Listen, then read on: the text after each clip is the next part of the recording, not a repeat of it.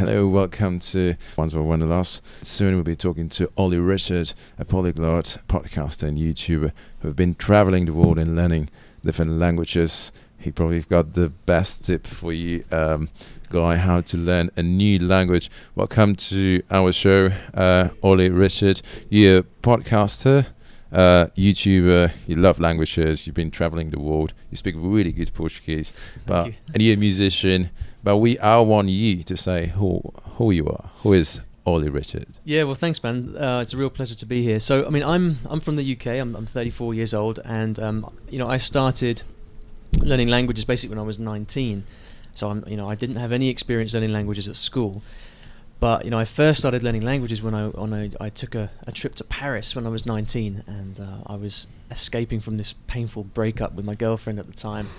And I went to Paris to get away from it all. And when I got there, I decided, well, why not I learn French whilst I'm here?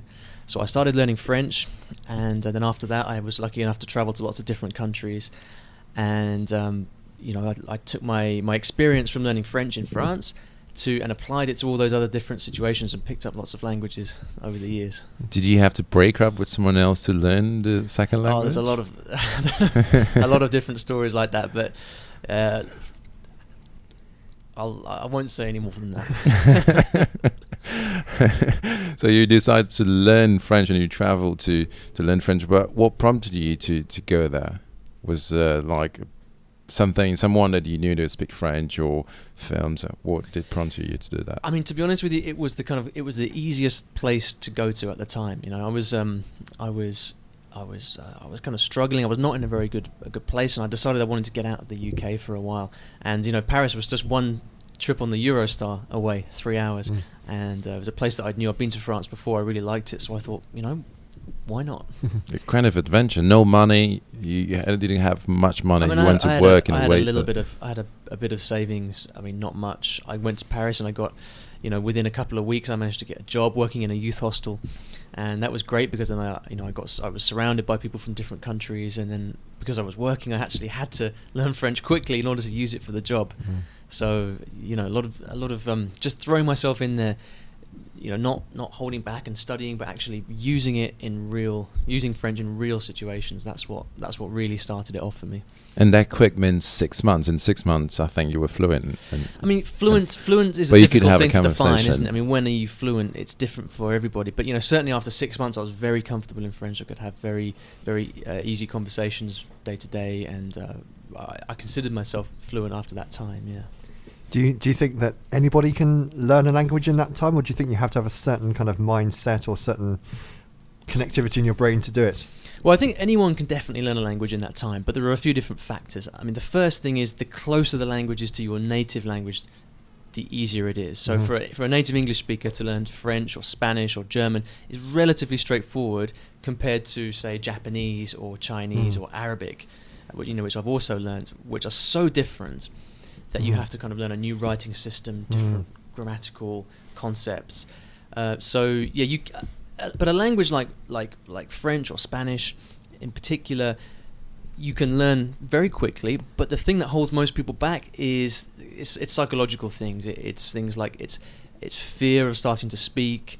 It's worrying about making mistakes, and it's also the way that we were taught in school, which is not particularly efficient. It certainly wasn't when I was at school. And so a kind of combination of things, not knowing the best way to go about it, means that people struggle to really make quick progress. Yeah, I suppose when it's a Latin-based language, you can almost guess to a certain extent, can't you, what certain things mean. Whereas when you start talking Russian or Chinese, then you have to completely go straight back to zero. Yeah, and what's more, once you've learned one Latin-based language like French, to then go on and learn Spanish or Italian or something like that, it's much easier because you've already got that base, all these words that transfer from one language to the next, and so it's definitely a lot easier. The thing that makes the difference is whether you really apply yourself. Do you just kind of sit back and study for 5 minutes each day, play a couple of games on your phone, or do you really throw yourself in there, start speaking, start using the language? That's what really makes the difference. And when you watch local television and listen to radio and really immerse yourself into French life, I guess when you start dreaming in a foreign language, that's when you know that you're getting there. That's a special moment, and I mean, anyone who's had that experience can, just knows. You kind of wake up one morning and think, "Oh my God, I just dreamt in Spanish," and it's amazing. But that does take time, and it comes from a lot of immersion and a lot of time spent absorbed by the language. And living in the country that you're learning the language of is maybe, but not necessarily. I mean, a lot of these days when I learn a new language, I don't actually go to the country that speaks the language at first. I'd much rather spend 3 to 6 months studying at home on my own in a familiar environment, comfortable place. Where I can, I can have a routine of learning, and then once I can actually have a conversation, that's the time to go to the country and just have the opportunity to be around the language 24/7. Yeah, sure. And actually, you learned you were studying Cantonese when you were based in Dubai, which is a bit Qatar, like in Qatar, just next to Dubai. Yeah. So how was it like? Is it even more challenging? Well, that experience was really when I had to kind of start to develop I had to take it seriously, if you like, because before that time, I'd been studying languages in fairly convenient environments. I wanted to learn French, so I went to France. I wanted to learn Japanese. I was lucky enough to be in Japan. But learning Cantonese, which is the language of Hong Kong, in the Middle East was a totally different thing. So I had to really step back and say, right, what matters? What actually helps you become fluent in a language and learn quickly? And so it was really tough, but it was also a kind of seminal experience for me, because I was able to take all that experience and put it and just start to systematize it, figure out exactly what it is that helps you make progress really quickly. And then all this experience, you lived in different places, Japan, Brazil, Argentina. When you go with a language, when you can actually communicate and mingle with locals, it does change a lot. You've got amazing experience, unique experience when you can actually communicate, isn't it? Absolutely. I mean, I think it's almost difficult to know exactly what it means to be able to communicate with local people until you actually go and do it and have that experience. Because what often happens is when you go to another country and you can speak to local people in their language, they are so appreciative of it. They love the fact that you've actually taken the time to learn their language, and they're so kind of humbled by it. And as a result of that, you can very quickly develop relationships with people because of that kind of connection, that joint interest in language and culture. And to go to other places, to talk to people, to hear about their perspective on life in their own language is a totally different experience from anything you can have, I think, in your own language. Yeah. And so probably just to give you an example, because you speak Portuguese, really good Portuguese, by the way, you had the chance to mingle with an artist. We're going to listen to it soon, and then afterwards we'll go back and you tell us a bit of the story with Milton Nascimento. Well, why don't you introduce this song, Olly? I choose for him. He's chosen. Actually, Tudo o que você podia ser. I don't know if it's the right one, but I thought you told me any music from Brazil, they're all great, yeah. And from Milton Nascimento would be the perfect one. Well, I think we're all at a bit of a disadvantage here. What exactly does all that mean? Olly, give us the translation. Tudo o que você podia ser, everything that you could be. Everything that you could be. Well, there you go. Enjoy.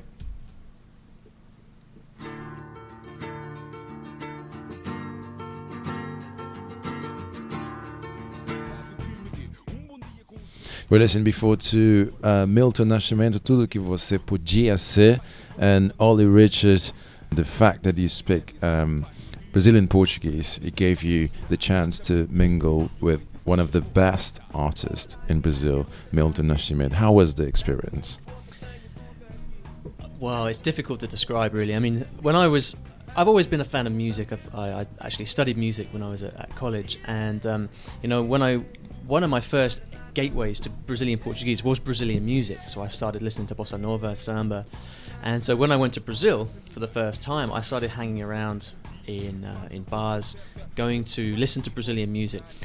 And because I was learning Portuguese, I was talking to loads of people. I made friends, and very quickly I met someone who was a friend of Milton Nascimento, who's this probably one of the most famous Brazilian musicians of all time. And there was a day when he was having a party in his house with lots of music. So my friend invited me to go. Went up to this huge house in Tijuca, which is in the west part of Rio.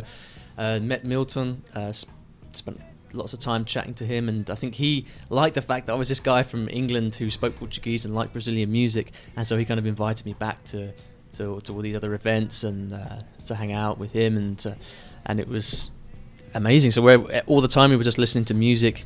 He'd always be playing music or inviting other people around to play. A really magical experience. And that's probably helped you even. It makes it even easier to master the Portuguese, because it's with the music. You're a musician and you have the ear for the music, therefore the ear for the language, and it probably was an important tool for you to really become fluent in Brazilian. It certainly helps. I think when you spend a lot of time with music, you have to tune into the sounds of the language, to the intonation, the way words are pronounced, the stress of the words and the sentences. I think it really helps you kind of develop a really good ear for how the language sounds when it's spoken by natives. And a good accent. Yeah, well, exactly. Yeah. So I reckon that's I was going to ask, what's the benefit, but you already answered, what's the benefit of speaking the language. But one of the things you do, you teach people a new language. You share some tips to learn a new language as well. I don't know if you want to ask him some tips about how to learn Portuguese, maybe? I think Portuguese, definitely. There's lots of zhuzhs and very, very strange sounds in Portuguese. How did you get your mouth around that in the first place? Well, I mean, music really helped. I mean, I actually started learning Portuguese by learning a few bossa nova songs. Mm-hmm. And so I would listen and I'd kind of print off the lyrics and I'd sit there and I'd try and sing along. And actually listening to those songs over and over again helped me to just start to hear these difficult sounds in Portuguese, like the and the vowels, which are quite different from the way we talk in English. Absolutely, yeah. So give us a few key phrases that I can try and. All right, so you're gonna visit Brazil next year. Yep, definitely. You're gonna go down to Ipanema Beach. Yep. The first thing you're gonna say is, you want to introduce yourself, right? Yep. So if you want to say, my name is Guy, you say, meu nome é Guy. Guy. Meu nome é Guy. Meu nome é Guy. Yeah. So just again, meu nome é Guy. Guy. Brilliant. Wow, fantastic. Brilliant. I'm impressed. Yeah, I'm almost through. So next Friday, you just come to me and say something like that. I know your name is Guy, but I will test you if you do remember. All right, then I'll do my best. It's actually one of the good way to go to the next question. Normally British citizens have trouble to learn language. I don't think it's probably because of the system, but you're probably the best person to answer. Why do you think British have difficulties to learn a new language? I think it's not quite as simple as that, because having difficulty learning a language isn't the fact that you find the language hard or that the language is hard. It's like, how much do you want to do it? There's plenty of people in this country who achieve incredible things that they want to achieve. And I think the fact that people don't learn more languages in their lives is simply down to the fact that they don't see it as a priority. We're a kind of country of a privileged, educated people. We can learn languages if we want to. The problem is, I think that we don't see it as a priority. There's lots of European countries where it's very common to grow up speaking 2, 3, 4, even 5 languages. So we are genetically programmed to be able to learn languages. It's just a question of really wanting to. And I think the combination of the fact that we're an island and that English is the lingua franca of the world means that we don't have any real need to do it. And without that need, we don't go for it. But this need is kind of subjective, because everywhere you go, you travel probably more than me, and you know that this idea that we have that everyone speaks English is probably wrong. If you're in a university, if you watch films, you do. But when you get out of the cities, there's no one speaking English. Yeah, I mean, it does depend on the country, but if you look, I think, where most people travel to, like, you know, people from here, when they go on holiday, you know, it's often it's city breaks, it's big, popular tourist destinations, and in those kind of tourist centres, that's the place where everybody speaks English. So absolutely, if you're kind of more adventurous and you kind of get off into the countryside or out into the wilderness, then things start to change. But I think for the most part, you know, the international tourist destinations people function mostly in English. But how do you think we can it's possible to change right here in Britain and introduce more languages like French or Zulu or Koso or Arabic? We got influence from India, and even that, you don't have people speaking any language from India. How do you think it's... Well, here's the thing. I think that language is fundamentally different from something like maths or science or say history, which are basically disciplines that you can learn. Languages are as much of a skill and an art form as a kind of subject matter, and just like learning to play the guitar or learning to be a glass blower or whatever it is, it takes you have to develop the skill and you have to develop the art form. That means that fundamentally you've got to have a reason to want to do it, and for the reasons that we gave earlier, people don't have the reasons to learn languages here. So the first thing that people need to do if they want to learn a language and succeed at it is to get passionate about it. You know, find out why do they want to learn. Is it because they want to go and retire to a small village in Tuscany? Is it because they want to go and hang out with people on the beach in Brazil? Is it because they want to go and do a tour of temples in Japan? What is it? What is it that you really want? What gets you excited about the language? Get clear about that, and then from that point on, you can get the passion and the motivation you need to get started and keep going long enough to become fluent in the language. One question I've got, there's lots and lots of learn your own language, things like Rosetta Stone and Babel. Have you ever used those? I have. You have? And they work? Well, again, it's like, I don't want to dodge the question, but I think it's the wrong question. Yeah. Because any system that you follow will teach you certain things. Yeah. But what does it mean to learn a language? It's not opening a book and working through it, acquiring the knowledge. That's a kind of outdated education system that unfortunately we still have in this country. What learning a language is applying it in the real world. It's talking to people. It's reading books that you're interested in. It's going to the country. So yeah, these things, the Rosetta Stones, the Babels, the Teach Yourself, all these different resources, they all serve a purpose, which is to kind of build a foundational knowledge in the language, but it's only the first step. After that, you've got to go and use it, and until you do that, you're not going to get very far. And we've got a great resource, haven't we, in the internet, where you can now go on and make friends with people all around the world, so there's no excuse really to absolutely you can get on Skype with someone in the next hour and be speaking straight away. But we talk about learning language as adults, and you learn when you were 19, but was one of the most important things is that delve in languages learning when you're very young, because we're talking that the British don't really want to, or they don't have the necessity to learn it, but probably the best way to introduce it is to introduce on the school and have those kids speaking from the early age. You have an example of a Japanese girl that came, and then after a while she was pretty fluent and with the British accent. So probably that's the change that needs to be done here in Britain. Yeah, so I mean, that example you gave, I mean, this was a student that I used to, a long time ago, I used to teach guitar, and one day a Japanese kid came to me to take guitar lessons.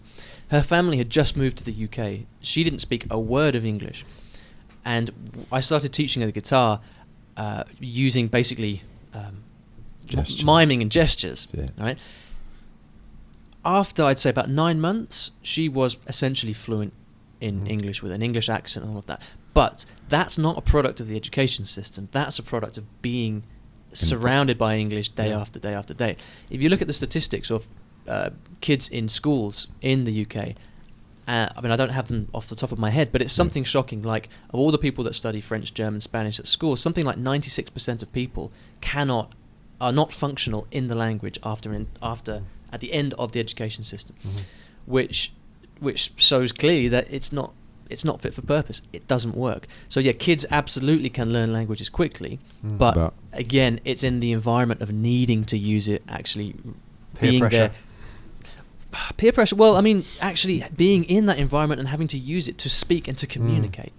I think the thing is that again, we teach languages like a subject like maths, where you have to acquire information, piece it all together. Very theoretic, probably. Too theoretical, theoretical. But there's it's a bit different than where you were a kid, because nowadays the UK is completely multicultural. And then I would just look at my friend's daughter, and then she speaks Polish, Portuguese, and English, and she's surrounded by kids that speak Italian, and she told me she wants to learn Italian and French because she can hear that those kids are speaking different languages, and she's got interested. That would be probably an advantage for most of the kids nowadays comparing to what we had before.